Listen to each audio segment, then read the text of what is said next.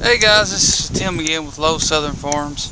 So today on today's video, we're going to be fixing our muddy pond here and applying some bentonite and getting that process started. We probably won't complete this project today, but we'd like to get it and keep it from looking like this all the time, and hopefully get some clear water come spring and be able to put some fish in it and start fishing out of this pond, start seeing some results instead of this mud hole.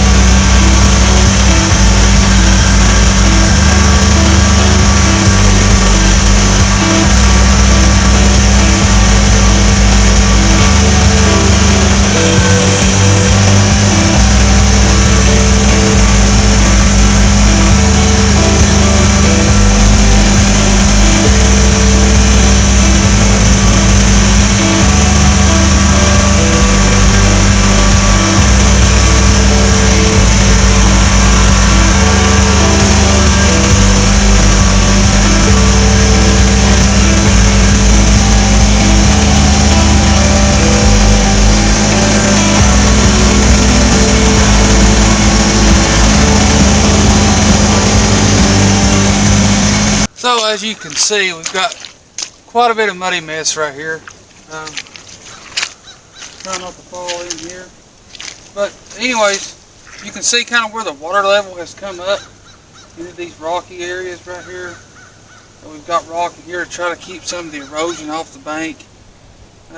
Probably what we're going to do is spread some of the bentonite down in here to try to seal this off. So when it does fill up, we'll have a nice, beautiful pond come up to here, and then we'll continue that bentonite on up as we rise in water level. So we've got a total of 10 bags to spread today, costing us around $100 at our local co-op. It's more of the powdery kind, and you'll kind of see that as we start to spread. So let's get to it.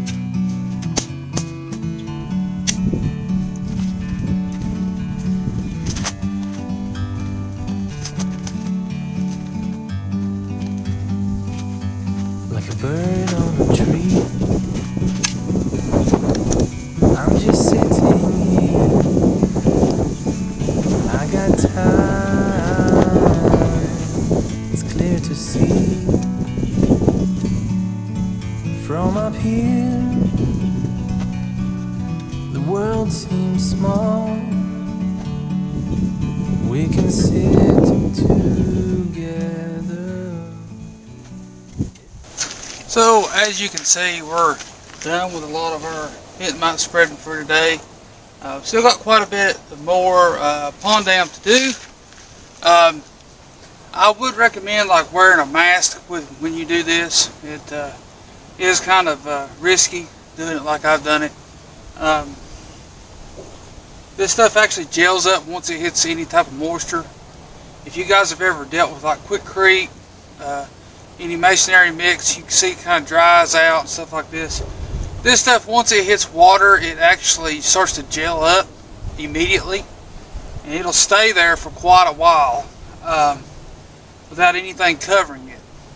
That's one of the reasons why I wanted to get this done today, just because, like I said in earlier videos, it's the wet season right now for us in East Tennessee. So we're trying to get some of our projects done before it turns summer, and we get extremely busy during that time. So what we're trying to do is just trying to get everything started, get everything completed that we can during these cool months. Makes it a lot easier on us, and plus we have a lot more time. We're not near as busy doing other chores like we do during the summertime. So I'll take you over here in a moment. We'll take a look. I'll show you how this stuff kind of gels up. This stuff is actually made for oil rigs, for oil wells and wells in general, drinking water wells and things of that nature, to kind of seal off areas. So it'll gel up and it'll find the leak that's in your pond and pretty much seal it off. I have put down a couple of different bent mite in here. They sell it in the powder kind like we have here, and they also sell it in like almost like a gravel type. For me, I found the powder works a little better. It's a little bit more able to find the holes in your pond and seal those holes off. So let me take you over. We'll take a look and you'll see the gelling up of the bent mite. As you can see here, some of it that we've already spread, you can kind of see that it's starting to gel right now. See, it's literally dragging the moisture out of the ground and creating a layer on top to prevent any other moisture from getting down through that barrier. That's essentially what this is made for. Now we will be spreading rock over top of this probably later this week. As you can see, it's starting to gel up now in other areas that was wet. You see that haze and that film starting to come about. But we will be spreading more rock. As you can tell, we already put some gravel rock down in this area of our pond. And this was done just to try to give us some area to where all this surface runoff, because how I dug this was actually dug a little bit too steep. It should have been dug on back to allow better drainage into the pond area. So as you can see, this area right here, especially this, it's kind of a clay, rock, sand. Some of this is actually washed off into our pond area, so we want to try to prevent that. So what we're going to end up doing probably in later video, getting some more bigger rock, maybe some crush and run type rock, something that's going to pack in here on this side to prevent this erosion from happening constantly. There's some areas actually over in that area that's eroded pretty bad. So we're trying to prevent that, trying to get our pond to fill up and seal off at the same time. So hopefully in future videos we can kind of show you guys as the pond gets full and we start releasing fish into it. So here's what we're going to do next. Just to ensure that our bentonite will stay down and will not blow away, because we've got quite a bit of wind here in East Tennessee today. We're going to go ahead, take a water hose, and spray this down, get this to where it's going to get wet, settle, not be a dust form anymore, but will turn into a gel and will stay inside of our pond.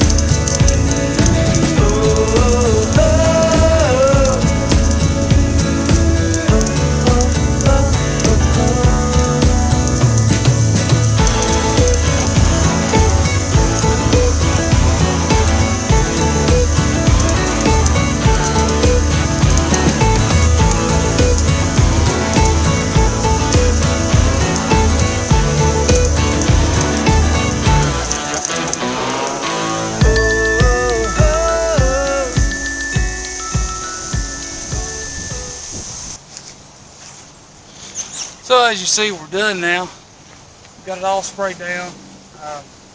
This just helped keep it from blowing out during this windy day. So I'll take you guys down there here in just a moment. We'll take a look. You can kind of see how it has changed its shape pretty much. And started gelling up really good. That's what gives you that good quality seal that you're needing in the pond. So we're back down here in the pond. You can kind of see some of this bentonite is starting to gel up already. Here, I'll give you a closer look.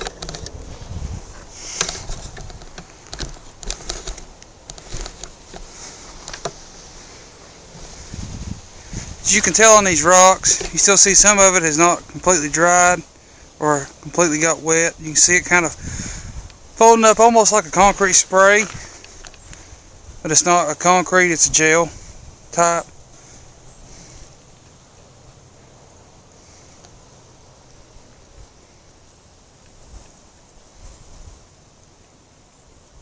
So by us wetting it down, it'll help retain it inside of the pond and keep the wind from blowing it away, and should seal our pond. So guys, I was walking out here earlier today, and I thought, my goodness, what's happened to our chickens? I thought something had got them. Usually they come out when I come outside to do work, usually wanting feed. And I thought, my goodness, something has gotten them. But I got to looking, where it's so cold today, as you can see, we're roosting. Guys, as you can see, this is some of our other livestock that we currently have at the Old Southern Farm. I have plans on taking this coop down and putting these on pasture with the others.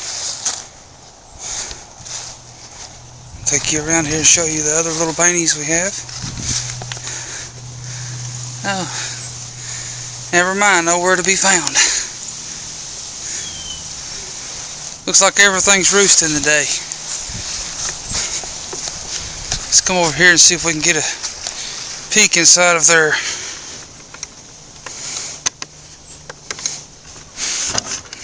coop. There's our other little beanies. So this is how we have their egg laying coop set up.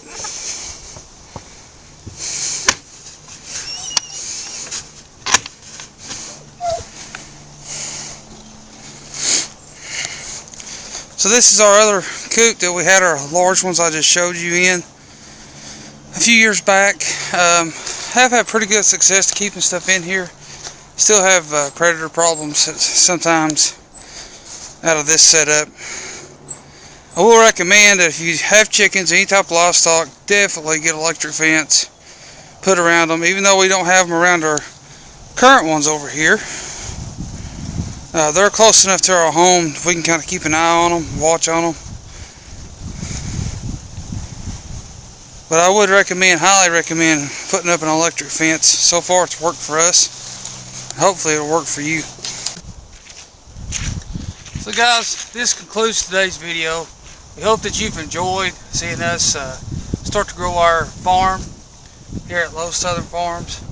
We hope to show you more videos on grass planting, seeding, animals, livestock, all that stuff that I know most people are interested in now since all this COVID stuff has come about. Hopefully we can be of some help to you. Not to say that we're as knowledgeable as some, but we're getting there, we're trying, we're researching, asking relatives that have been around livestock more than us, trying to do it right to start with so we don't have the same mistakes repeated. So hopefully we'll see you on the next video. Go ahead and pound the like button and subscribe to our channel. We'll see you on the next one.